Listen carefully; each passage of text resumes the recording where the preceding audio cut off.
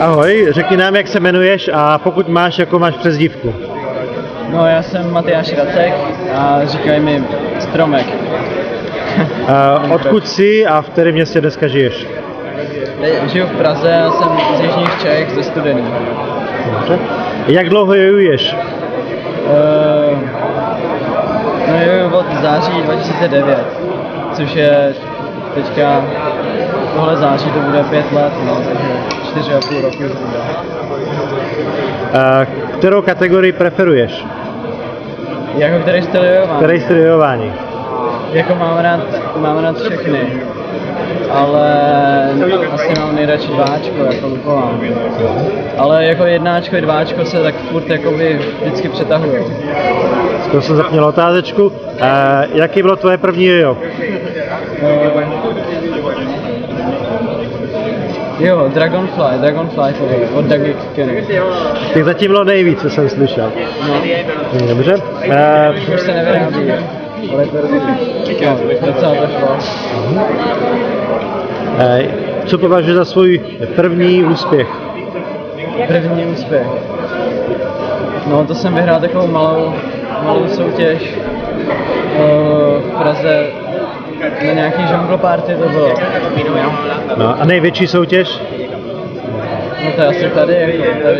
Nikdy jsem nepostoupil do finále na Evropě, takže teďka to pro mě rozhodlo. Pak nějaký soutěže v České republice, třeba jenom bronz někde. Ale tady to je můj největší, řekl bych zatím, jenom ta kvalifikace. Řekni nám, koho máš jako svůj vzor, kdo je tvůj favorit? No, Aspoň jedno jméno zkus.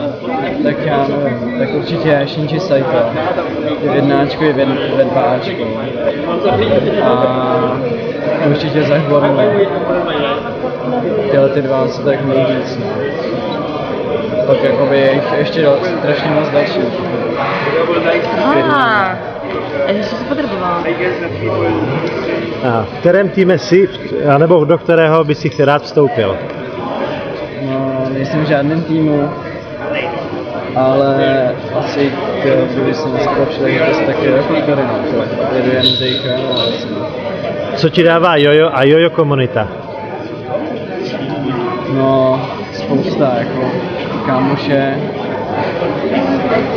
hrozně inspirace do jojování, že jo, zase vracím zpátky vždycky. S někým vyměňuju triky, pořád dokola se s někým vídám, tak je to hrozně skvělý. No, na závěr jednu jojo myšlenku. A nebo nějaké doporučení pro začínající jojery.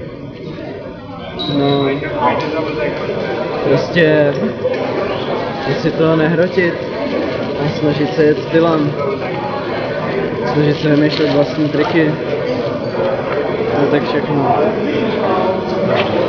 Tak, díky za rozhovor a tady je malý prezent ještě.